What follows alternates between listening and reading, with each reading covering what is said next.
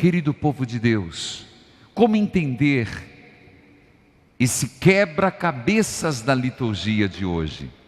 Eu tenho que voltar à palavra. Eu disse, e eu quero que você repita para você mesmo: eu sou obra das mãos de Deus. Repita: eu sou obra das mãos de Deus. E veja que Jesus, no Evangelho, nos dá a deixa.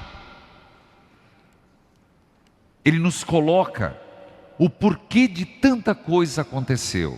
Diz assim: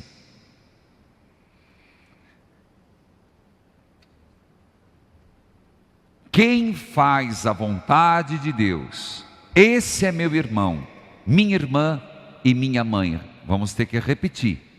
E eu gosto de repetir porque senão a gente se distrai. Quem faz a vontade de Deus, repita. Quem faz a vontade de Deus. Esse é meu irmão. Esse é meu irmão. Minha irmã. Minha irmã. E minha mãe. E minha mãe.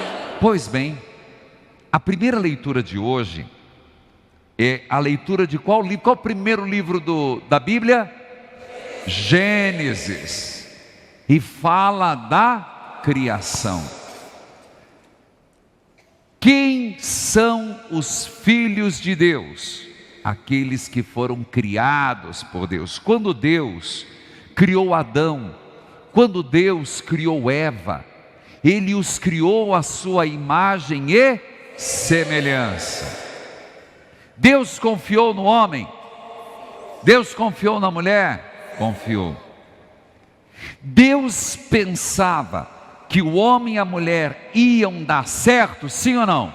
Sim. Óbvio. Senão ele teria errado na forma. E Deus não errou. Ele colocou uma parte dele no ser humano.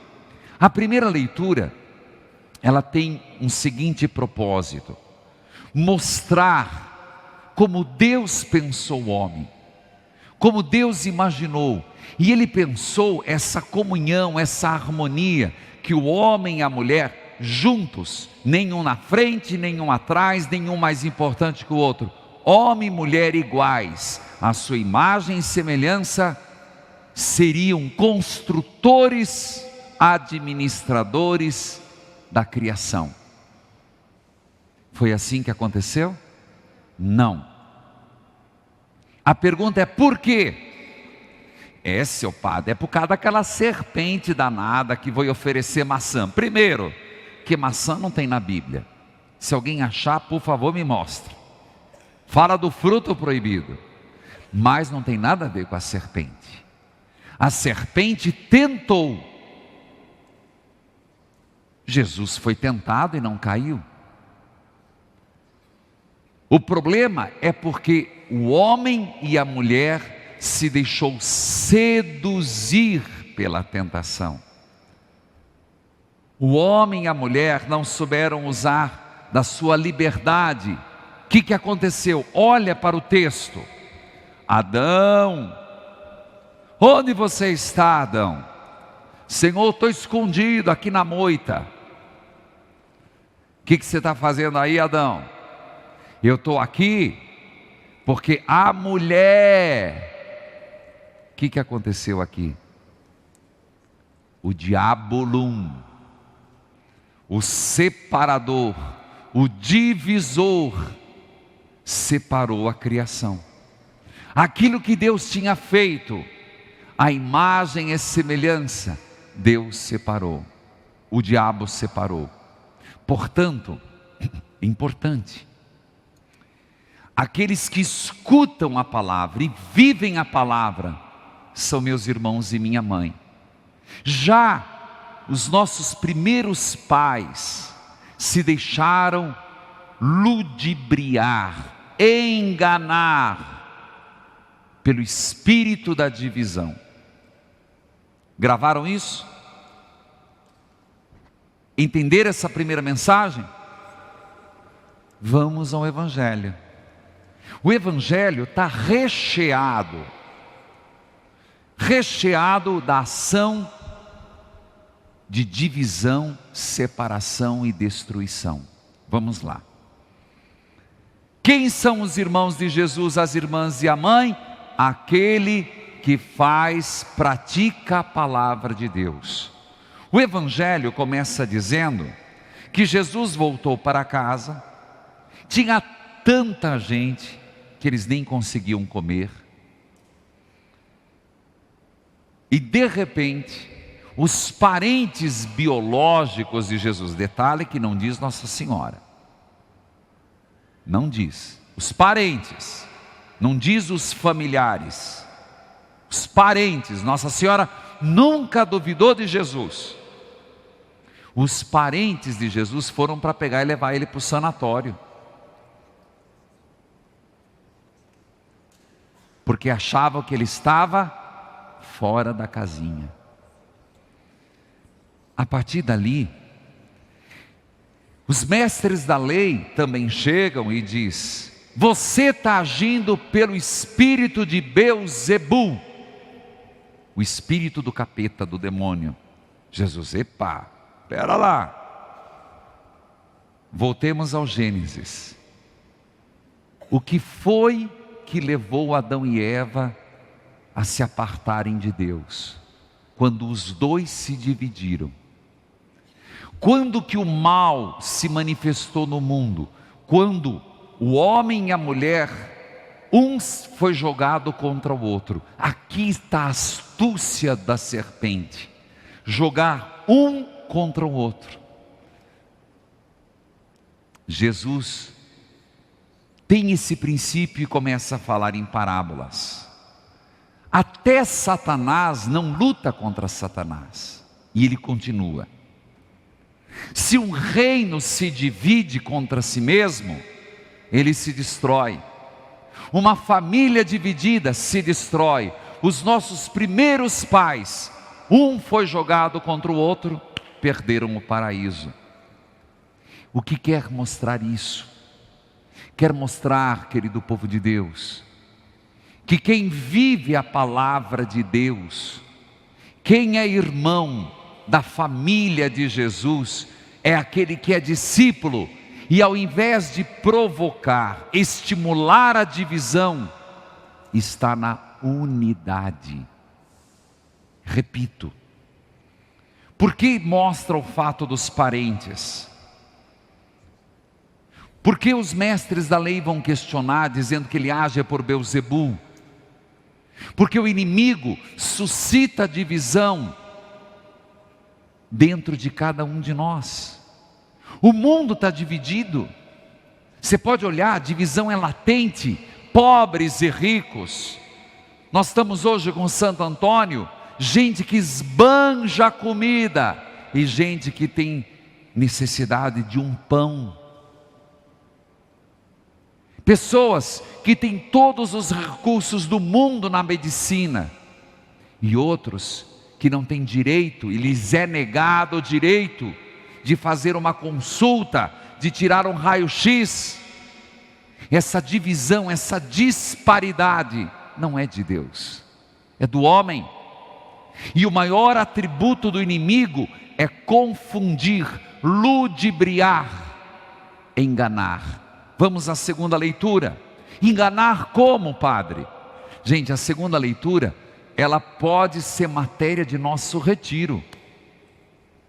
Porque a segunda leitura fala, São Paulo aos Coríntios, diz alguns pontos importantíssimos, que o Espírito Santo, o Espírito de Deus, faz com que voltemos o nosso olhar para as coisas invisíveis e não visíveis, porque o visível é passageiro, o invisível é eterno. O que é que mais causa divisão no mundo hoje? Quem tem mais. O ser humano quer sempre poder passar a perna no outro. Causa de divisão na família, bens materiais, quem manda, quem pode. Percebe que a divisão, ela destrói a criação de Deus. E o que nos faz ter vínculo com Jesus é escutar a palavra. Qual foi a palavra? A palavra do Gênesis, a palavra do Senhor, o Deus que criou tudo e viu que tudo era bom, na unidade e não na separação. Que é essa palavra de Jesus? Aquele que constrói, que edifica, que soma. O discipulado de Jesus é aquele que consegue perceber o que é fútil, o que é eterno, o que é duradouro, o que é descartável. O grande problema é que o descartável nos fascina. E nós acabamos nos virando contra nós, um contra o outro. Sendo bem sincero, os motivos dos nossos conflitos são por coisas eternas? Não, são por mesquinharias. O motivo das nossas brigas são por coisas de Deus? Não, é por um pedaço de chão, é por 1 metro aqui, é 1 metro lá, como por exemplo em Belém, começo do ano todo mundo viu, uma vergonha, dentro de uma igreja, uma pancadaria, cadeira no lado do outro, porque a vassoura passou do lado da linha de um outro grupo religioso. Nós olhamos de longe e falamos, que ridículo. Mas essa divisão, essa disputa de poder, não está causando divisão entre nós? Nas nossas famílias, nas nossas comunidades? Quem quer ser discípulo de Jesus é aquele que caminha na unidade. Por isso, nosso Senhor não faz uma desfeita a Maria. Pelo contrário, Ele faz um grande elogio. Minha mãe, meus irmãos, são aqueles que ouvem a palavra de Deus. É como se Jesus dissesse, Maria, sem dúvida é minha mãe, porque antes de mãe foi serva, foi discípula, caminhou na unidade, não se deixou levar pelo espírito da confusão, da discórdia, da competitividade. Eu volto à segunda carta. Será que não nos damos conta que ser discípulo de Jesus, como diz o apóstolo, que as tribulações momentâneas, que às vezes nos faz arriar, as tribulações momentâneas, quem não tem tribulação? Todos nós, gente. Mas a tribulação momentânea, diz o texto, pode nos levar à glória eterna. O Evangelho ainda insiste que todo pecado é perdoado, menos o pecado contra o Espírito Santo. Meu Jesus, será que eu fiz alguma blasfêmia como o Espírito Santo? Uns porcos eu já soltei na vida, umas palavras, um juro por Deus já soltei na vida, mas Espírito Santo nunca. Não, não é isso. O pecado contra o Espírito Santo é daqueles homens e de nós, se não nos abrirmos à graça de Deus, é não examinar nossa vida e ver, meu Deus, aqui o inimigo está tomando conta de mim. Vamos colocar em 2 aspectos. No final da missa, eu farei a bênção dos pães. No final da missa, nós vamos fazer uma oração pelos namorados. Mas eu digo para vocês, será que o inimigo exatamente não se manifesta quando lembramos Santo Antônio, o homem da caridade, muito mais do que o santo casamenteiro, o homem da palavra, aquele que teve o privilégio de ter Jesus nos braços, não nos faz lembrar que esse homem, Antônio de Pádua, nascido em Lisboa, foi da família de Jesus, no sangue da cruz e na vivência do Evangelho?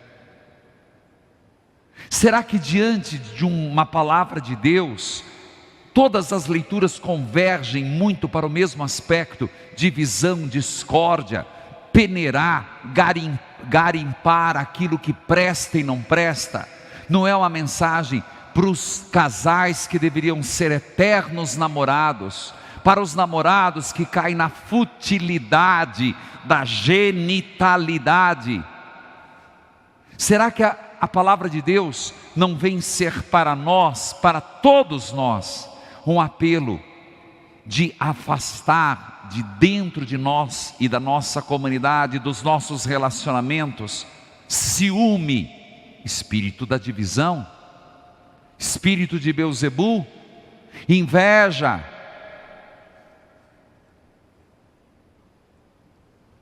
desejo de vingança, espírito de divisão, competitividade, mentira. Será que Deus não está fazendo um apelo? Dai pão a quem tem fome, fome de justiça a quem tem pão, e vivam no amor. Ah, o amor. O amor constrói. O amor nos identifica com Jesus. Ele disse: minhas irmãs e meus irmãos, minha mãe, são aqueles que ouvem a palavra de Deus e a põem em prática. E se estamos falando do Dia dos Namorados, estamos falando de Santo Antônio, estamos falando do amor. E qual foi a maior palavra de Jesus? O maior mandamento de Jesus? Exatamente o antídoto contra o espírito de divisão, Beelzebul. Amai-vos uns aos outros e ao próximo como a si mesmo. Você percebe como a liturgia de hoje traz mensagens questionadoras para todos nós? Dai-nos, Senhor, esse espírito da unidade. Repita comigo: dai-nos, Senhor, esse espírito da unidade, da vivência do Teu Evangelho, da vivência do Teu Evangelho, do discipulado do amor. do discipulado do amor. Tire de nós, Senhor, Tire de nós, Senhor, o espírito da confusão, o espírito da confusão, da discórdia, da competitividade. Que o amor nos una, Que o amor nos una, que o amor construa que o amor construa o mundo melhor. um mundo melhor. Amém.